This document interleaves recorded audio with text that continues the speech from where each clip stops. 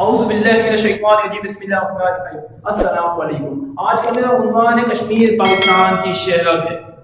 کچھ عرض کرنے سے پہلے یہ عرض لازمی کروں گا کہ وہ کہ وہ ظلم و ستم برداشت کی بھی کوئی حد ہوتی ہے، وہ چھینے عزت کو ماؤں کی آہیں برداشت کی بھی کوئی حد ہوتی ہے، اور یہ منافقت جو ہم کر بیٹھے ہیں برداشت کی بھی کوئی حد ہوتی ہے، اور یہ وعدہ خلافی 72 سالوں سے برداشت کی بھی کوئی حد ہوتی ہے، اور یہ مظلوم کے خون سے سیاست جو دنیا کر رہی ہے برداشت کی بھی کوئی حد ہوتی ہے۔ ہاں، یہ جملہ قائد اعظم محمد علی جناح آج سے کچھ سال پہلے کہہ رہے تھے کہ کشمیر پاکستان کی شہرت ہے۔ یہی تو جملہ ہے جو ہمیں احساس دلاتا ہے کہ کشمیر ہمارا ہے اور سارے کا سارا ہے، ورنہ تو ہو سکتا ہے کہ جو آزاد کشمیر ہے شاید ہم وہ بھی گواہ بیٹھتے، ہم خواب غفلت میں ایسے بیٹھتے کہ اپنے کاموں سے کام رکھتے، وہ کشمیر مظلوم بیچارے جلتے رہتے، مرتے رہتے، سلگتے رہتے، مگر ہماری آنکھیں خواب غفلت میں ڈوبی رہتی۔ اب بس وہ کافر جو ہماری ایک ٹھوکر سے ڈر جاتا ہے، جو ہماری ایک آواز نکلنے پہ اس کی صفوں میں لرزہ طاری ہو جاتا ہے، ہمارے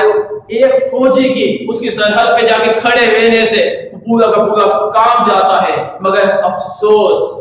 ہماری لالچ، ہماری بدفعلی، ہماری بددیانتی اور ہماری سیاست کی وجہ سے وہ کافر آج ہمیں آنکھیں دکھا رہا ہے۔ تو پھر بس اتنا ہی کہوں گا کہ وہی کرفیو، وہی نظر بند، وہی ظلم و ستم، وہی عزت کا ڈر۔ آئے افسوس کہ کشمیر یہ تیرا ہی کیوں ہے مقدر، قلم سے ہو یہ طاقت سے لازم ہے مگر جہاد، کرنا ہوگی ایک نہ ایک دن کوئی تدبیر، غازب کیا تیرا قبضہ رش کے گلشن پر، یہ دھرتی اسلام کی مسکن، کب تیری جاگیر۔ یہ واٹس ایپ، یہ فیس بک، یہ گوگل پہ حاکم بنانے والوں، یا اقوام متحدہ میں بڑی بڑی تقاریر کرنے والوں،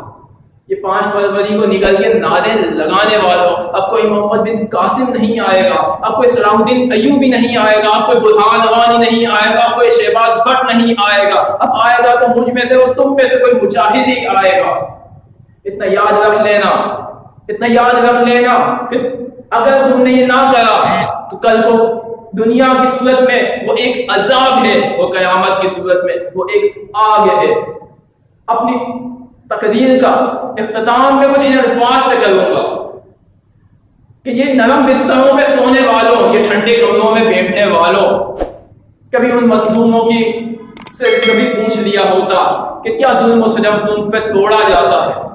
کس طرح سے تمہیں ستایا جاتا ہے، کس طرح تمہاری نیندوں کو ہلایا جاتا ہے۔ اب یہ تقریر سے کام نہیں ہوگا، اب نکلنا ہے تو ایک مجاہد بن کے نکلنا ہے،